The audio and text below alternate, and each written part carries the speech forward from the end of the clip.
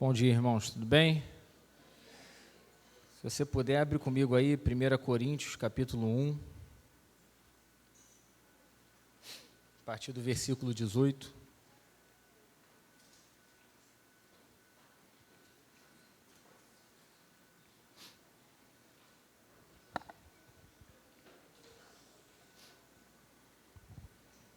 O apóstolo Paulo diz o seguinte: certamente a palavra da cruz é loucura para os que se perdem, mas para nós que somos salvos, ela é o poder de Deus. Pois está escrito: destruirei a sabedoria dos sábios e aniquilarei a inteligência dos inteligentes. Onde está o sábio? Onde está o escriba? Onde está o questionador desse mundo? Não é fato que Deus tornou louca a sabedoria desse mundo? Visto que na sabedoria de Deus, o mundo não o conheceu por sua própria sabedoria. Deus achou por bem salvar os que creem por meio da loucura da pregação. Porque os judeus pedem sinais e os gregos buscam sabedoria. Mas nós pregamos o Cristo crucificado, escândalo para os judeus, loucura para os gentios. Mas para os que foram chamados, tanto judeus como gregos, Cristo é o poder de Deus e a sabedoria de Deus. Porque a loucura de Deus é mais sábia do que a sabedoria humana, e a fraqueza de Deus é mais forte do que a força humana. Eu não vou pregar 1 Coríntios, capítulo 1, eu vou pregar Romanos, capítulo 8, do verso 1 ao verso 11. Mas o que Paulo fala em Romanos 8, parece que a gente só consegue viver se a gente entender a sabedoria de Deus por meio de um Cristo crucificado. Se a cruz não faz sentido para nós, uma vida cristã, com os preceitos cristãos, com a moral cristã, também nunca vai fazer sentido. E também nunca vai fazer efeito. Porque a sabedoria de Deus é muito mais elevada do que a sabedoria humana. Mas parece que às vezes a gente prefere correr para a sabedoria humana porque na nossa cosmovisão mundana, ela é mais lógica, ela faz mais sentido. Só que a sabedoria de Deus se contrasta com a sabedoria humana. E a lógica de Deus se contrasta com a lógica humana. Por isso que, se alguém que se diz cristão não consegue confiar na obra de Jesus na cruz, ele pode estar fadado a viver uma vida vazia. Mas é algo que, por si próprio ou por nós mesmos, nós não conseguimos ter essa confiança plena em algo que é advindo do próprio Espírito de Deus. Então, para entender Romanos 8, ou para a gente conseguir pegar um pouco do sentido, a gente precisa entender a obra da cruz. Porque se não fosse Jesus crucificado, se não fosse Deus amando o mundo ao ponto de enviar o seu Filho para ser morto, nada mais faz sentido. E nada mais surtiria efeito. Agora vamos lá para Romanos, capítulo 8, do verso 1 até o verso 11. E eu tenho hoje uma missão de sintetizar 11 versículos, no qual Martin Lloyd Jones ficou meses pregando só o versículo 1. Então, Romanos 8 é um capítulo que tem muita densidade, tem muita profundidade. Então, eu queria te pedir que você tente ao máximo não se distrair e prestar atenção naquilo que a gente vai comunicar e principalmente no que as Escrituras estão nos comunicando. Visto que nós, a partir de agora, entendemos o sacrifício de Jesus na cruz, nós podemos dizer: agora, pois, já não existe nenhuma condenação para os que estão em Cristo Jesus. Porque a lei do Espírito da vida em Cristo Jesus livrou você da lei do pecado e da morte. Porque aquilo que a lei não podia fazer por causa da fraqueza da carne, isso Deus fez enviando o seu próprio Filho em semelhança de carne pecaminosa e no que diz respeito ao pecado. E assim Deus condenou o pecado na carne, a fim de que a exigência da lei se cumprisse em nós, que não vivemos segundo a carne, mas segundo o Espírito. Os que vivem segundo a carne se inclinam para as coisas da carne, mas os que vivem segundo o Espírito se inclinam para as coisas do Espírito. Pois a inclinação da carne é morte, mas a do Espírito é vida e paz. porque a inclinação da carne é inimizade contra Deus, pois não está sujeita à lei de Deus, nem mesmo pode estar. Portanto, os que estão na carne não podem agradar a Deus. Vocês, porém, não estão na carne, mas no Espírito, se de fato o Espírito de Deus habita em vocês. E se alguém não tem o Espírito de Cristo, esse tal não é dele. Se, porém, Cristo está em vocês, o corpo, na verdade, está morto por causa do pecado, mas o Espírito é vida por causa da justiça. Se em vocês habita o Espírito daquele que ressuscitou Jesus dentre os mortos, esse mesmo que ressuscitou Cristo dentre os mortos vivificará também o corpo mortal de vocês, por meio do seu Espírito que habita em vocês. Os estudiosos vão dizer que Romanos 8 é o capítulo do Espírito Santo. Porque em Romanos 7, Paulo cita uma vez e de forma indireta o Espírito Santo. Mas em Romanos 8, ele cita 19 vezes o Espírito Santo, até mais ou menos o versículo 19. Então, a gente vê a ação não só do Espírito, mas a gente vê a ação trinitária agindo no ser humano redimido por conta da obra de Jesus da cruz. Então, tem uma pergunta que vai atravessar a epístola de Paulo aos Romanos até aqui, que é mais ou menos a seguinte: como que um pecador pode permanecer diante de um Deus santo? Porque Paulo já mostrou para a gente que a lei revela o pecado, que o homem conhece o bem, mas ele fracassa em praticar o bem, a carne não produz obediência verdadeira e que o resultado disso é culpa, escravidão e morte. Mas Romanos 7, ele termina com um homem consciente da sua natureza de pecado e ele é incapaz de se salvar, e ele levanta uma questão, como nós vimos na semana passada: quem me livrará do corpo dessa morte? Quem pode me livrar disso? E aí, Romanos 8, Paulo começa respondendo um pouco essa questão com uma expressão que diz: agora, pois. Mas esse agora, pois, não é só uma resposta a Romanos 7, mas uma resposta a toda a argumentação dele, desde o capítulo 1 até o capítulo 7, porque nós vemos que nós não podemos nos salvar. Nós vemos que, por nós mesmos, nós não temos prazer em obedecer à lei de Deus, e tudo isso é uma obra do próprio Deus, é uma obra trinitária.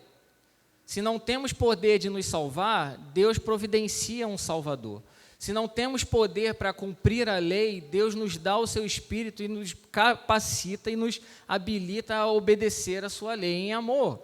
Então, esse agora, ele parece resumir esse capítulo 7 e toda a argumentação anterior, porque todos pecaram, ninguém é justificado pela lei, e a lei revela o pecado, mas não salva. Ou seja, o resultado até aqui é que Romanos é a história da incapacidade humana. É a história daquilo que os homens não podem fazer pela força do seu braço. E o homem conhece o bem, aprova o bem, deseja o bem, mas não consegue produzir o bem de forma autônoma. E qual é o resultado? Culpa, escravidão e morte. Mas Romanos 8, ele mostra um pouco daquilo que Deus faz onde o homem fracassou. Aquilo que Deus faz onde o homem não consegue fazer. E Paulo vai mostrar 4 bênçãos que nós temos recebido por conta do Evangelho de Cristo, por conta daquilo que Deus fez por meio de seu Filho na cruz. E essas 4 lições que nós podemos ter, se você estiver anotando ou se quiser prestar atenção, é ausência de condenação, libertação do domínio do pecado, transformação pelo Espírito e esperança da ressurreição. Você pode ver que não são obras que a gente consegue produzir sozinhos, sem o auxílio do Espírito de Deus. Mas são obras que nós somos totalmente dependentes dele para cumpri-la ou para vivermos nisso. Então, o primeiro ponto que a gente vai tratar é que o Evangelho, ele nos dá uma nova posição, ou seja, não há condenação. Abre comigo aí o verso 1, por favor. Paulo diz: agora, pois, já não existe nenhuma condenação para os que estão em Cristo Jesus. E essa é uma das afirmações mais extraordinárias do Evangelho, como diria John Stott ou Tim Keller, porque Paulo não está dizendo que agora existe uma condenação menor. Paulo não está dizendo que existe uma condenação parcial e também não está dizendo que a condenação ela foi suspensa, mas que a qualquer momento ou a qualquer ato ilícito e errado, ela pode voltar. Mas ele está dizendo que não há nenhuma condenação. Não há mais condenação, mas para quem esse trato ou essa esfera de não condenação pertence? A qualquer pessoa? Não, porque ele mesmo responde, para os que estão em Cristo Jesus. Então, toda a nossa segurança espiritual, ela não depende dos nossos feitos, ela depende da nossa união com Cristo. Não depende se eu não falto um culto, não depende se eu leio a Bíblia todos os dias, não depende se eu faço o meu devocional todos os dias, embora isso seja de vital importância para a vida de um cristão. Mas ela depende da nossa união com o nosso Salvador. Se estamos livres de condenação, não é porque nós nunca pecamos, ou porque agora a gente peca só de vez em quando, mas é porque o peso da condenação caiu sobre outra pessoa, e essa outra pessoa é o próprio Filho de Deus, que é o próprio Deus. Porque se formos declarados justos, quem nos condenará? Que condenação há sobre o povo de Deus, se já fomos declarados justificados por conta do sacrifício de Jesus na cruz? E mais adiante, na própria Epístola aos Romanos, Paulo vai levantar algumas questões, por exemplo, quem tentará acusação contra os eleitos? Ou seja, quem nos condenará, quem há de acrescentar alguma condenação ou criar alguma condenação, uma vez que Cristo já nos justificou. Então, a nossa vida espiritual depende de entendermos bem e bem fundamentado a nossa união com Cristo. É Ele que nos possibilita estarmos nessa posição diante de Deus, de alguém que não é mais passível de condenação. Logo, essa nossa aceitação diante de Deus, ela repousa completamente, 100% em Cristo. Não em nós, não na nossa força, mas no poder e na obra de Jesus. Amém? Mas existe algo que a gente precisa pensar, e é algo sério para os nossos dias que a gente precisa pensar. Não só para os nossos dias, mas acredito que para toda a história da igreja, mas parece que algumas coisas hoje em dia são mais patentes no nosso século. Martin Lloyd Jones, ele escreveu que a maior parte dos nossos problemas se deve ao fracasso em entender a verdade desse versículo 1. Não à toa ele passou meses pregando somente o versículo 1 do capítulo 8 de Romanos. Abre o primeiro slide para mim, Gui, por favor. Porque muitos vão viver nesse ciclo aqui. Pecado, condenação, arrependimento, perdão, e aí você peca de novo.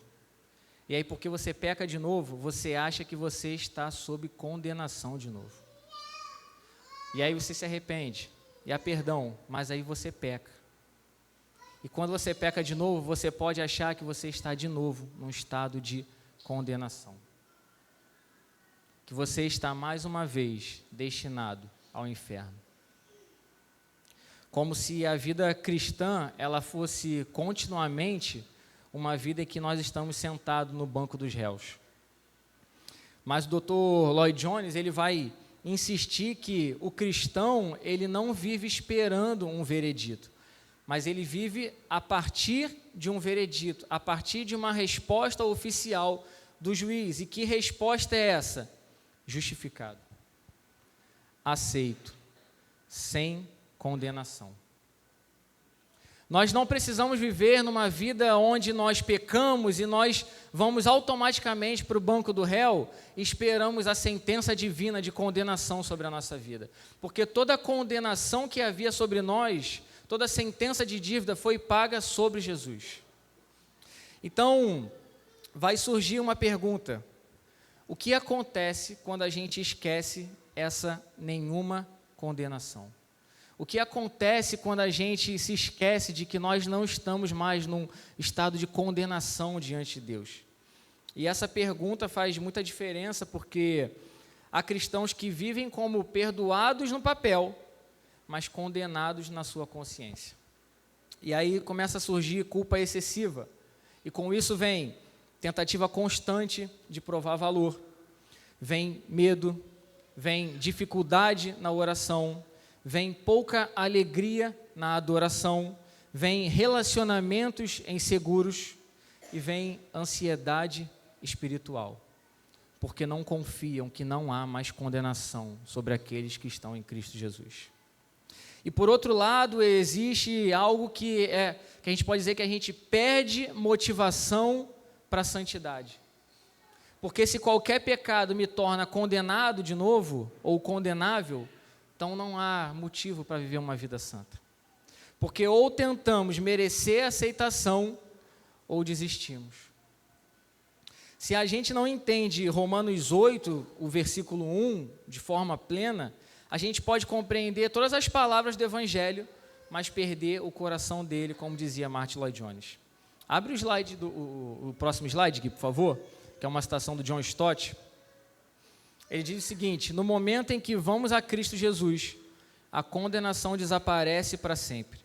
Não há mais condenação alguma para nós, ela se foi. Nunca mais pode haver condenação. Não há nada além de aceitação e boas-vindas. Só que muitas vezes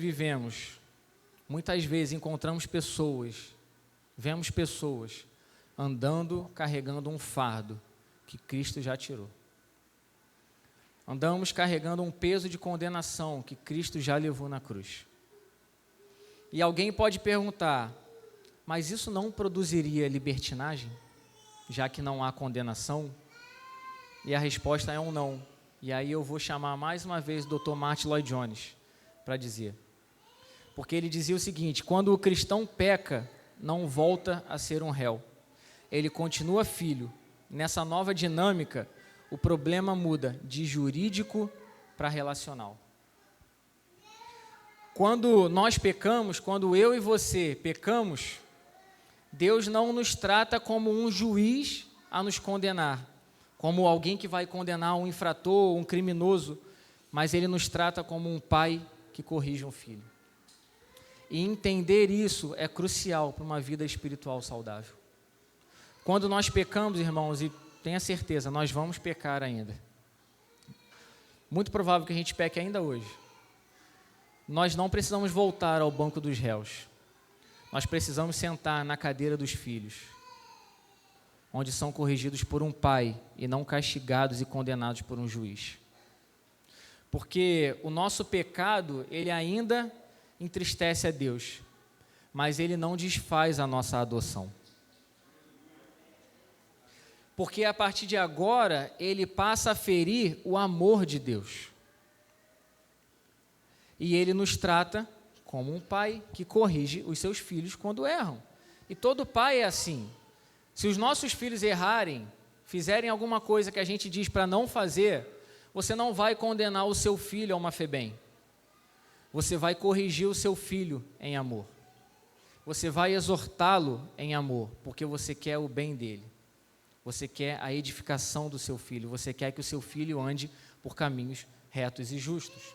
Assim é Deus, só que muitas vezes nós temos dificuldade de olhar para Deus como um pai e olhamos para Deus como um juiz ou até mesmo como um carrasco.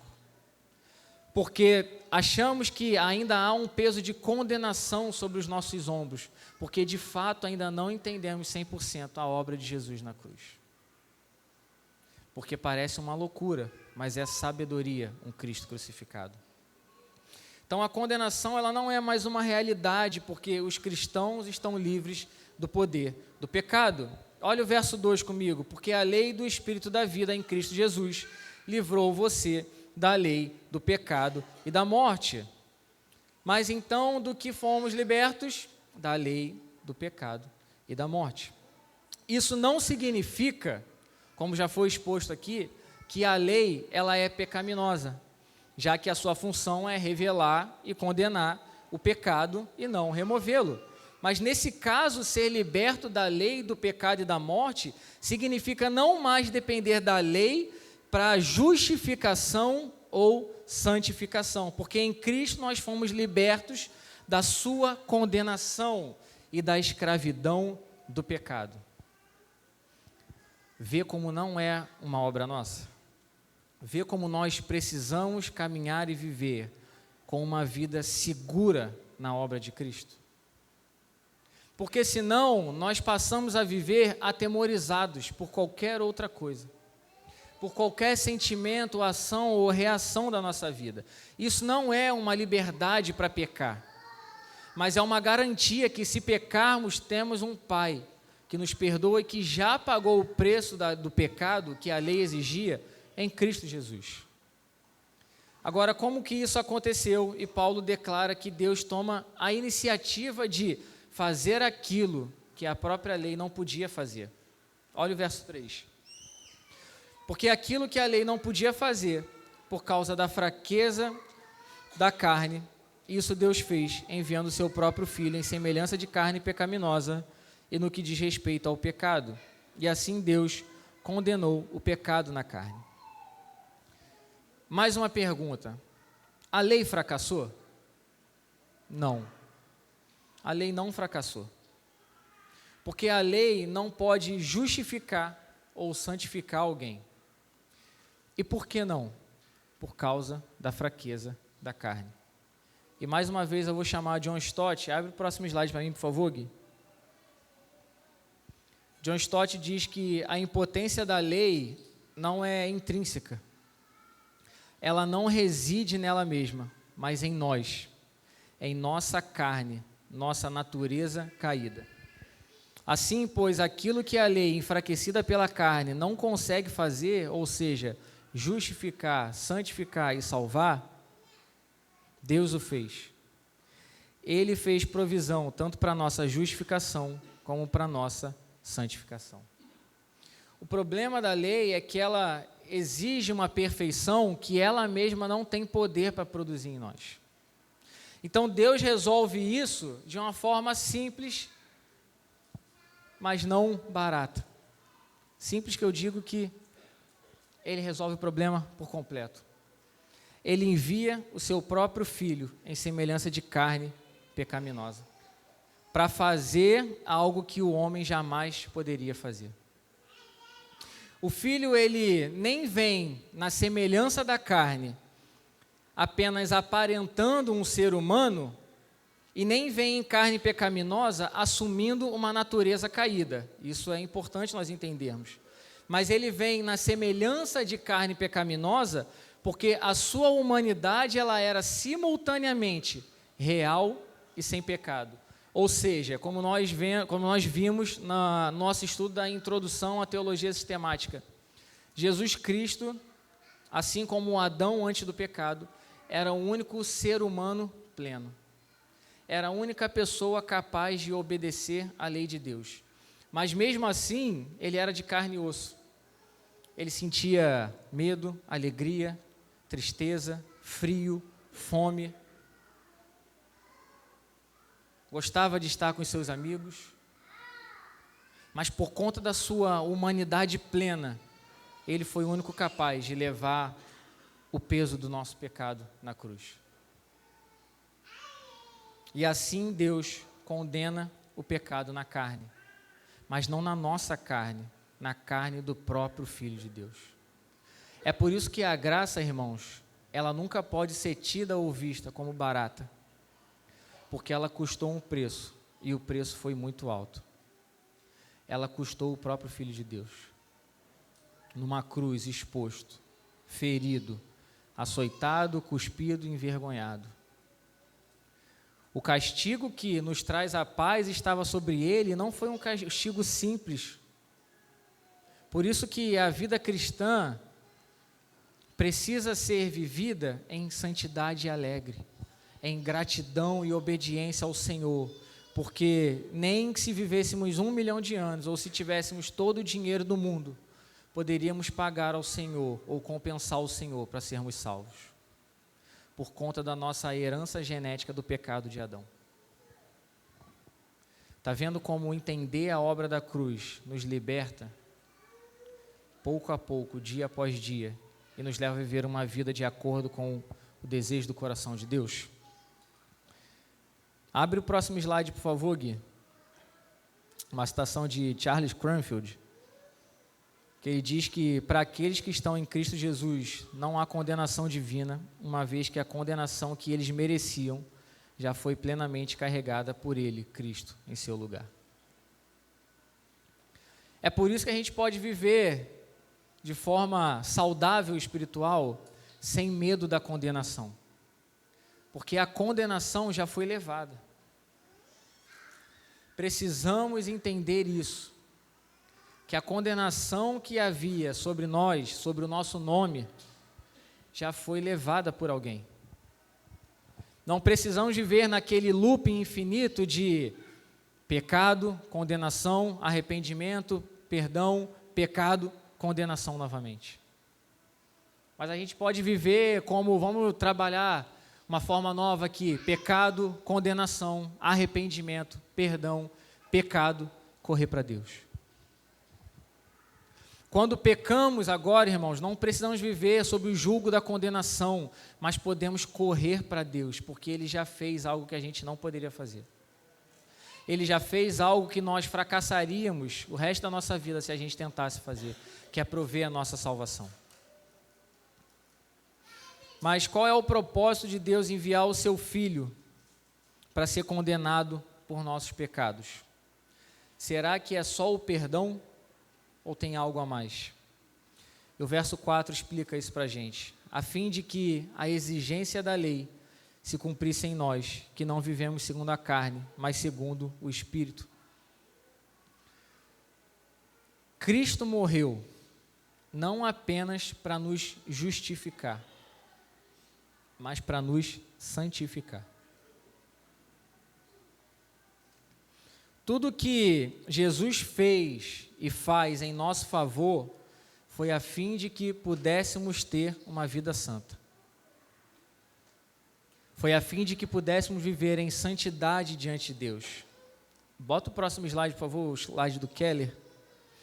Tim Keller diz que sempre que pecamos, acabamos por frustrar o objetivo e o propósito da vida, da morte e do ministério inteiro de Jesus Cristo. Se isso não funciona como um incentivo para levar uma vida santa, nada a fará. Jesus vem, se entrega, morre, e a partir disso, estamos em uma posição diferente diante de Deus. Lembra o que Paulo fala lá na sua apresentação, a carta aos 1 Coríntios? Ele fala aos santos em Coríntios chamados para a santidade. Ou seja, ele está falando de uma santidade processual, na santidade do dia a dia, na santificação, mas uma santidade posicional. Por conta do sacrifício de Jesus, hoje nós estamos vivendo uma santidade posicional, em uma posição de santos, de eleitos, de um povo exclusivo de Deus, um povo separado de Deus para Deus. Então, quando nós pecamos, nós ofendemos essa questão.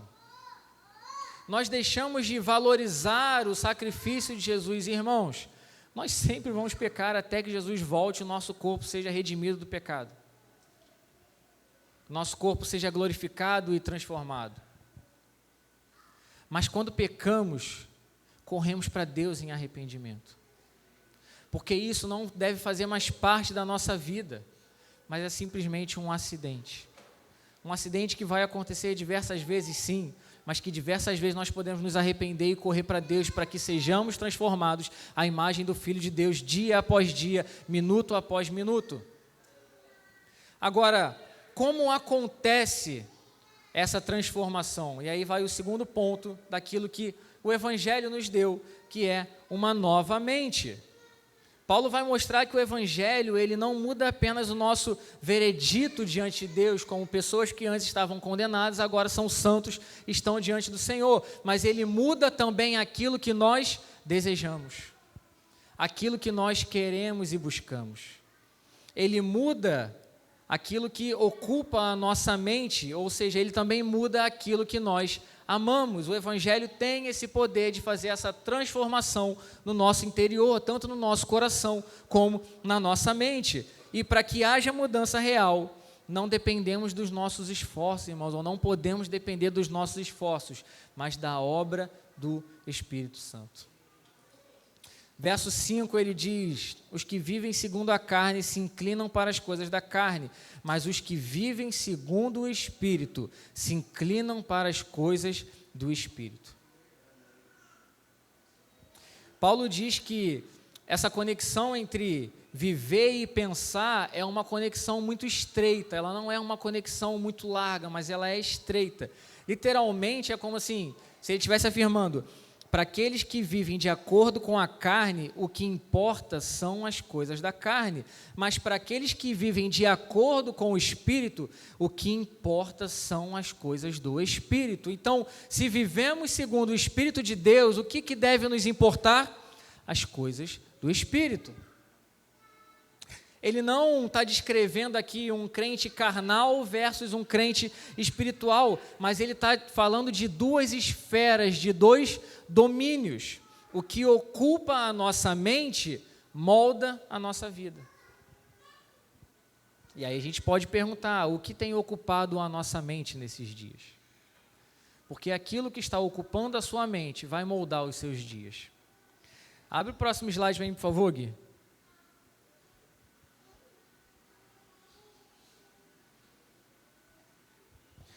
Tim Keller diz que sua religião é o que você faz com sua solidão.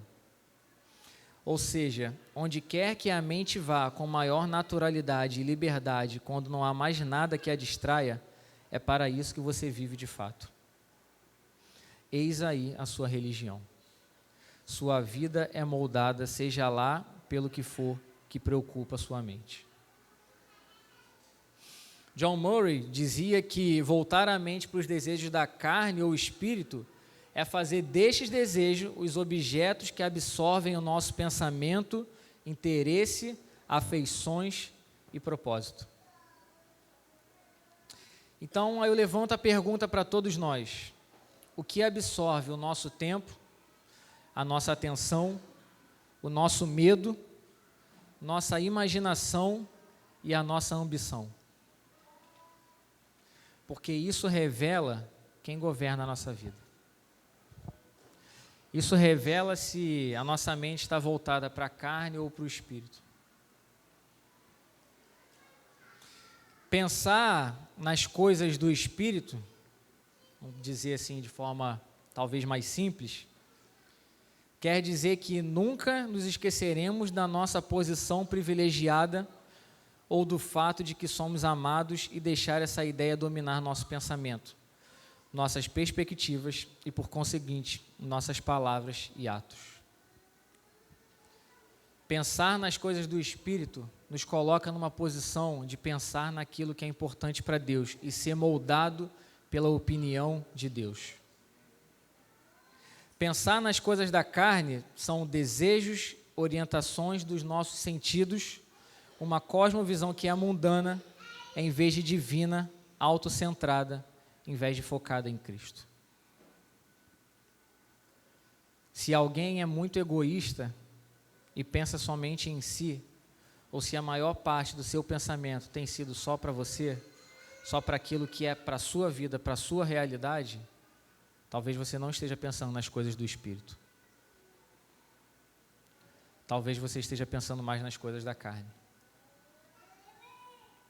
Porque aquilo que interessa à nossa mente controla a nossa vida. É isso, irmãos, a gente vê à torto e à direito. Falamos sobre diversos assuntos, somos versados sobre diversos assuntos, sobre diversos temas, da atualidade, da sociedade, de curiosidade. Mas muitas vezes falar sobre os assuntos de Deus ou sobre aquilo que é importante para Deus se torna chato, se torna pesaroso. E sempre tem aquele que diz: lá vem o crentão, falando sobre aquilo de novo. Talvez essa pessoa não seja um crentão, talvez seja uma pessoa que está vivendo com a mente no espírito, enquanto nós estamos desviando as nossas atenções para tudo mais que não interessa. Não significa que você não deva aprender, se aplicar, ou possa ter curiosidade sobre outras coisas. Mas muitas vezes isso tira o nosso foco de Deus. Tira o nosso foco da segurança que Deus nos dá por meio do seu Evangelho. E a gente pode até mesmo ter as nossas emoções como análise para isso que Paulo está falando. Pensa comigo. A preocupação, ela é inevitável, certo? Todo mundo se preocupa com alguma coisa. Se o seu filho está doente, você fica preocupado. Se você tem uma emergência, uma conta para pagar e você não tem o dinheiro naquele dia, você vai ficar preocupado. Se você tem alguma demanda muito grande no serviço e parece que o tempo não vai ser suficiente, você fica preocupado. Mas se a preocupação se torna debilante, ou seja, extrema, é porque eu estou me esquecendo que eu sou um filho de Deus. Quando eu acho que o remédio faz mais efeito do que a oração, eu estou me esquecendo daquilo que Deus pode fazer. Se eu acho que é melhor eu trabalhar mais para ter mais recursos do que confiar a minha vida e a minha segurança no Senhor, eu estou me esquecendo de Deus. Se afligir de forma demasiada ou de forma extrema é esquecer as coisas do Espírito. As Escrituras dizem: buscai primeiro o reino de Deus e as suas coisas, e as demais coisas serão acrescentadas. Deus não deixa de suprir as necessidades dos seus justos, dos seus santos, do seu povo. Mas carne também aparece em pessoas moralmente corretas, tá, irmãos? Quando a sua segurança depende do sucesso, quando ela depende de aprovação, ou quando ela depende do controle ou da sua própria justiça. E toda a inclinação que nós temos, ela gera consequências, seja para um lado, seja para o outro. Verso 6, Paulo diz: pois a inclinação da carne é morte, mas a do Espírito é vida e paz. A inclinação de quem é dominado pela carne, ela já é voltada para a morte espiritual e conduz inevitavelmente a essa morte eterna, porque ela aliena tais pessoas assim de Deus, de tal modo que impossibilita a comunhão com Ele. Tira as pessoas de um estado onde elas podem ter comunhão com Deus. Já a inclinação de quem é dominado pelo Espírito gera o quê? Vida e paz. Eles estão vivos para Deus, atentos para as realidades espirituais e sedentos por Deus. Sabe por que falta sede no nosso meio? Porque a nossa mente às vezes está preocupada com muita outra coisa que não é Deus. Porque quem pensa em Deus tem sede de Deus. Porque nunca está contente com o nível que está. E sempre quer mais. Sempre quer mais. Então, nesse caso, irmãos, a nossa desatenção tem tirado a nossa sede e a nossa fome. John Stott diz que certamente nos empenharíamos muito mais em buscar a santidade se estivéssemos convencidos de ser esse o caminho da vida e da paz.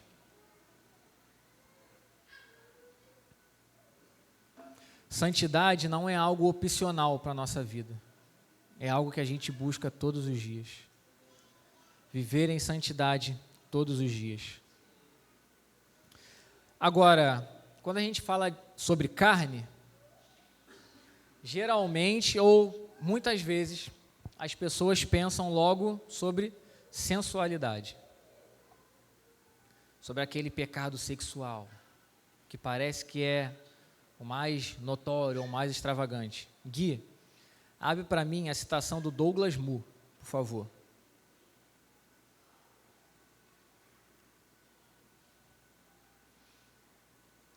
Estar na carne, no sentido que Paulo está usando aqui, abrange todos os pecados.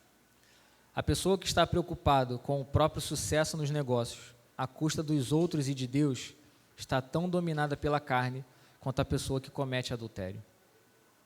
Ambas estão manifestando de modos diferentes a rebeldia destrutiva e autocentrada contra Deus e sua lei, que pode ser derrotada somente pelo poder do Espírito de Deus em Cristo. Obsessão por sucesso ou aprovação pode ser tão carnal quanto o adultério. Só que a gente tende a classificar como maior ou menor algo que é visível ou mais visível. E como a gente já falou aqui algumas vezes, o próprio Hernandes Dias Lopes diz isso, que nós somos céleres, rápidos, ávidos em enxergar o pecado do outro, mas somos lerdos em enxergar o nosso próprio pecado. Quando a gente vê um pastor que cai em adultério, nós somos muito rápidos em apontar o nosso dedo, adúltero. Mas quando o pecado é em nós, desejando de qualquer jeito aprovação, sucesso, aceitação, somos lerdos em dizer pecador.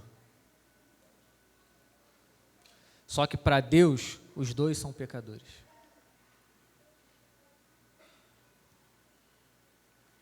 Vou te dar alguns outros exemplos de inclinação para a carne, para a gente poder pensar sobre isso. Autocentralidade, controle, desejo por aprovação, orgulho e autossuficiência. São só alguns exemplos.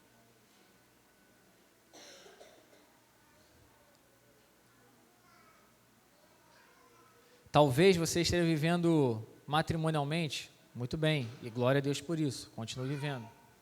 Talvez você seja um jovem, um solteiro, que está buscando viver em santidade, amém, glória a Deus por isso, continue vivendo desse jeito.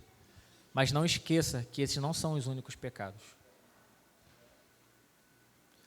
Viver de forma desenfreada, buscando a aceitação dos outros, mostra que você ainda não entendeu que você foi aceito por alguém que é muito maior do que um ser humano que está do seu lado, que é o próprio Deus. Viver desejando controle sobre tudo e sobre todos é viver uma vida que não consegue depender de Deus, porque você quer que tudo esteja na sua mão. Você quer que tudo esteja na sua esfera administrativa. E se algo sai dessa esfera, você fica doente, você se rebela contra Deus, você fica desanimado. Rebelde. Pecado. Se você é alguém orgulhoso, alguém soberbo, as Escrituras diz que Deus abate essas pessoas, mas Ele dá graça a quem é humilde, a quem é simples. Se você é autossuficiente, você diz para você mesmo que você não precisa de um Salvador, e você negligencia e desdenha da obra de Jesus na cruz. Como dissemos, toda inclinação produz consequência. A da carne, que gera morte, produz alienação, separação, escravidão, inimizade, até chegar à morte. Mas a inclinação do Espírito, que é vida e paz, ela produz paz, santidade, comunhão e vida. Vê como os contrastes eles são absurdos. Eles não são estreitos, mas eles são muito espaçados entre um e outro. Um gera alienação, o outro gera paz com Deus. Não só com Deus, porque o fruto do Evangelho é paz com Deus, paz com si mesmo e paz com os homens. Um gera escravidão, o outro gera poder para a santidade, por meio do Espírito. Um gera inimizade, o outro gera comunhão com Deus e com os santos. Um gera morte e o outro gera vida. Cada inclinação tem a sua consequência. E ao contrário da mente regenerada, que no íntimo tem o prazer em Deus, a mente irregenerada não está sujeita à lei de Deus, e nem mesmo pode estar, como Paulo fala. E o problema é mais profundo, porque a carne ela não ignora Deus, ela resiste a Deus. E aqui aparece aquela doutrina da depravação humana, onde o homem não regenerado não apenas falha em obedecer à lei, mas ele não deseja se submeter à lei de Deus. E como o texto vai dizer, verso 8, os que estão na carne não podem agradar a Deus. O problema humano, irmãos, não é falta de informação. Informação a gente tem. O problema do homem é falta de transformação. O Jorge Alcino disse aqui, é uma frase talvez muito conhecida por alguns, que a teologia que está na sua mente, mas que não desce para o seu coração, não te transforma. Nós temos muitas informações, nós temos acesso a muitos materiais, a muitas coisas, mas se o conteúdo só fica na nossa mente, não desce para o nosso coração, é só informação, não tem transformação. Se o que está na sua mente não desce para o seu coração, é como se você estivesse estudando física metaquântica. Não transforma a sua vida. Eu vou ir um pouco mais além.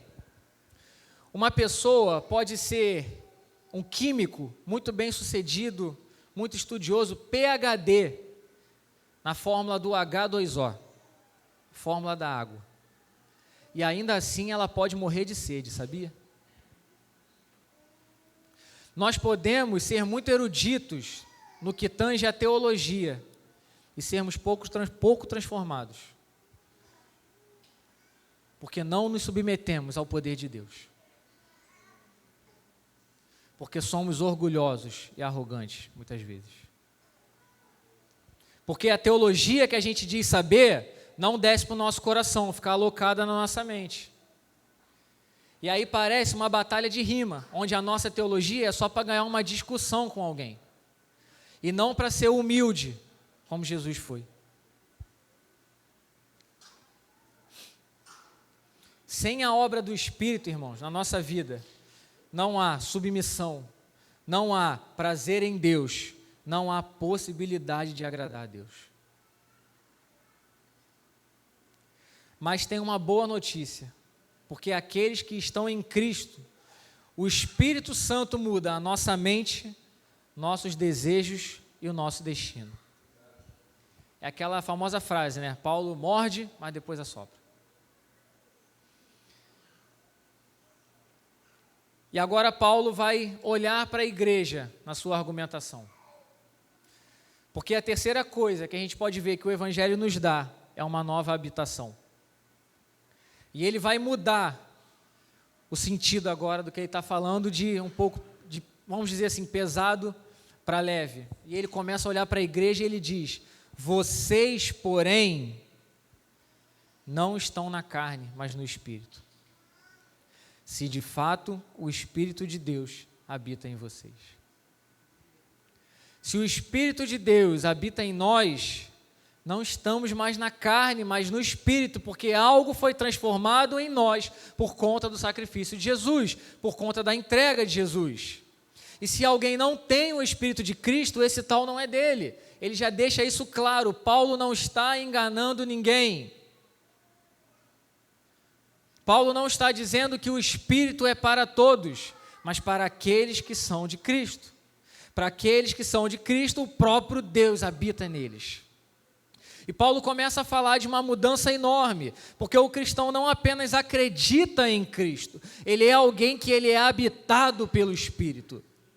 Você quer saber se uma pessoa é cristã de verdade? Não é se ela tem uma boa teologia, não é se ela não falta nenhum culto, não é se ela não fala nenhum palavrão, mas se ela é habitada pelo Espírito Santo. Isso identifica um cristão de verdade.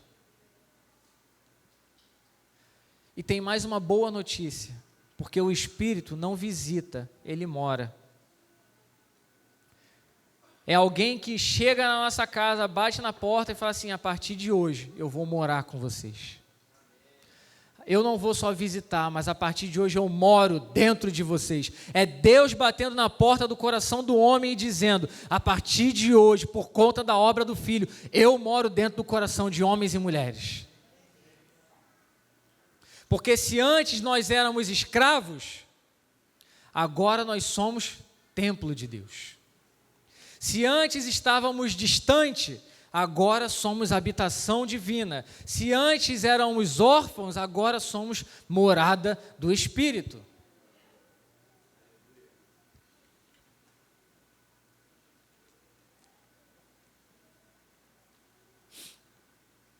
E agora Paulo fala sobre as consequências de ser morada de Deus. E é o quarto ponto daquilo que o Evangelho nos deu. Que o Evangelho nos deu um novo destino. Se, porém, Cristo está em vocês, o corpo, na verdade, está morto por causa do pecado, mas o Espírito é vida por causa da justiça. Por conta do pecado de Adão, nosso corpo se tornou mortal, sujeito à morte. Mas o nosso espírito está vivo por conta da justiça de Cristo. Uma justiça que é atribuída a nós. E ele vai fazer o seu desfecho no verso 11. Se em vocês habita o Espírito daquele que ressuscitou Jesus dentre os mortos, esse mesmo que ressuscitou Cristo dentre os mortos, vivificará também o corpo mortal de vocês, por meio do seu Espírito que habita em vocês.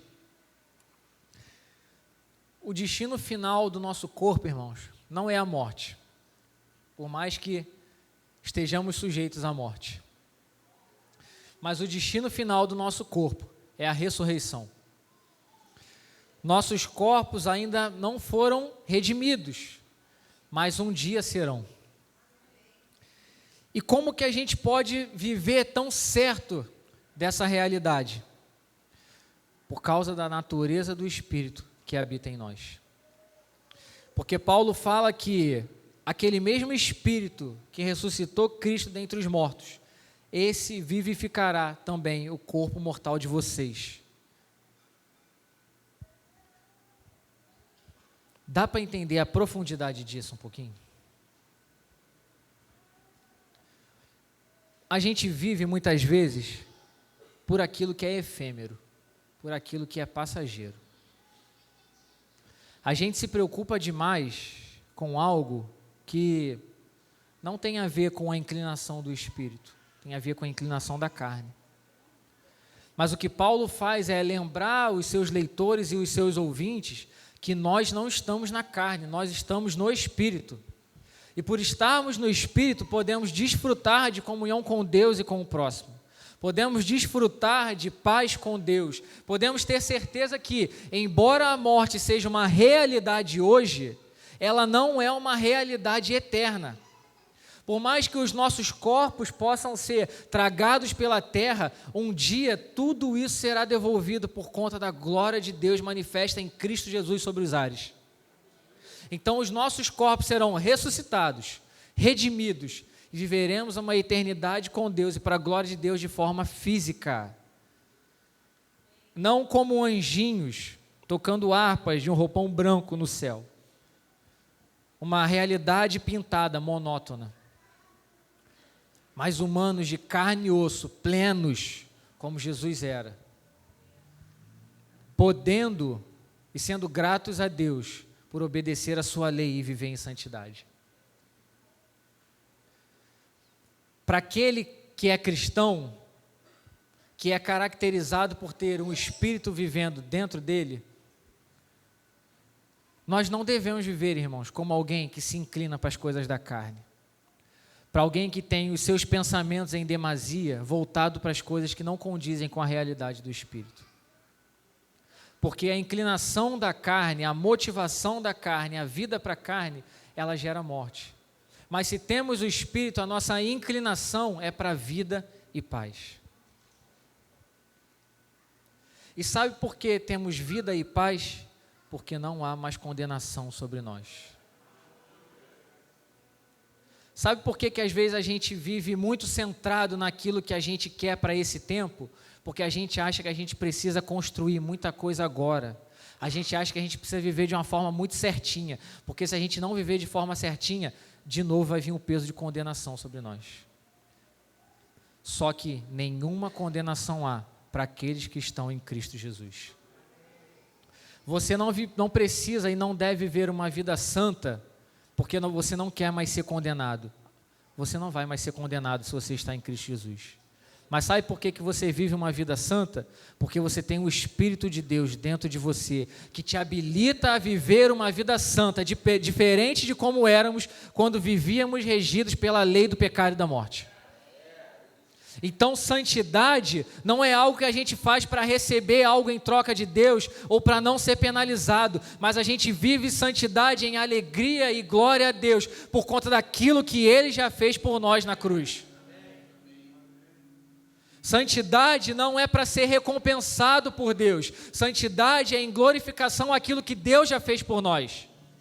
E como alguém que tem o Espírito, vivemos em uma santidade alegre e ativa. Santidade alegre e ativa.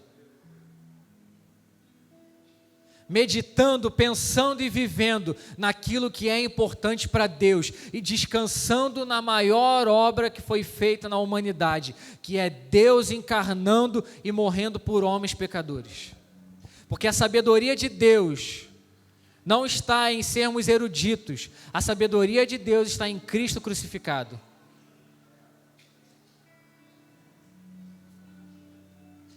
Quer ser sábio? Viva uma vida que entenda o sacrifício de Cristo na cruz. O preço já foi pago. Sabe aquela frase que a gente ouve muito por aí? Tome posse da sua vitória. A gente ouve muito em círculos de bênção, prosperidade. Mas a gente precisa tomar posse de uma vitória que é nossa, por meio de Cristo na cruz. Porque para aqueles que não são alcançados pela graça, há um peso de condenação sobre eles. E esse peso nunca poderá ser tirado pelo esforço humano. Mas para aqueles que são de Cristo Jesus, é de novo o verso 1. Agora, pois, já não existe nenhuma condenação. Sabe por que muitas vezes, ou um dos motivos porque vivemos uma vida espiritual fraca? Porque não conseguimos descansar na realidade daquilo que Deus já fez. E vivemos tentando compensar Deus de alguma forma. Eu vou confessar uma coisa para vocês. Eu estava muito inquieto essa manhã. Muito. Porque eu terminei o sermão, eu orei, eu ouvi o Senhor, mudei o título da pregação. E eu ficava orando e perguntando para o Senhor o que o Senhor quer falar. O que o Senhor quer comunicar.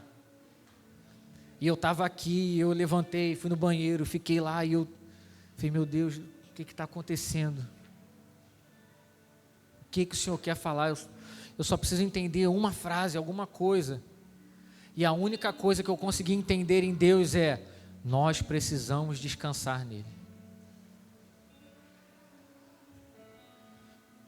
Se não conseguimos descansar na obra da cruz, é porque ainda não entendemos de fato. E se não entendemos a obra da cruz, não vamos entender o Evangelho. Porque toda a vida do Evangelho parte de um Cristo crucificado. Toda a vida que flui do Evangelho parte de um Cristo crucificado. Porque o que é Evangelho senão as boas novas de um rei vitorioso que volta para o seu povo? Se Cristo tivesse apenas morrido numa cruz, Talvez o cristianismo fosse uma religião vencida por Roma, um movimento vencido pelos religiosos, um movimento fadado ao esquecimento durante os anos. Mas Cristo ressuscitou, como as Escrituras dizem, ao terceiro dia. E porque Ele ressuscitou, nós temos vida. Temos certeza de que um dia esse Rei vitorioso virá para buscar a sua noiva, a sua igreja, o seu povo. Derrotará para sempre o diabo, o anticristo, a morte, o pecado. Por mais que a doença, o medo, a incerteza, a falta de provisão bata às nossas portas, irmãos, elas vão bater mesmo. No mundo o que nós temos são aflições, mas nós podemos descansar na graça de um Deus que já venceu tudo. Sabe o que nós precisamos para hoje, irmãos? E para a partir de hoje, descansar que não há nenhuma condenação para aqueles que estão em Cristo. Se a nossa vida não reflete um descanso da graça, tem uma chamada que foi a chamada do ano passado e do início desse ano. Se arrependa. Se arrependa de não confiar em Deus e deposite o seu coração diante do Senhor em confiança total, em confiança plena, confiando o seu coração, a sua mente, os seus dons, os seus recursos, o seu tempo, as suas habilidades ao senhorio de Cristo. Porque nada disso pode te salvar. A única coisa, a única pessoa que pode te salvar é Cristo Jesus. Descanse na realidade da salvação que já foi liberada para você. Para de correr tentando compensar Deus de alguma coisa. Deus não está esperando recompensa. Deus não está esperando que a gente faça alguma coisa para recompensar Ele. Deus só quer o nosso coração. Deus não quer o seu ativismo, Deus quer o seu coração. Deus não quer a sua teologia, Deus quer o seu coração.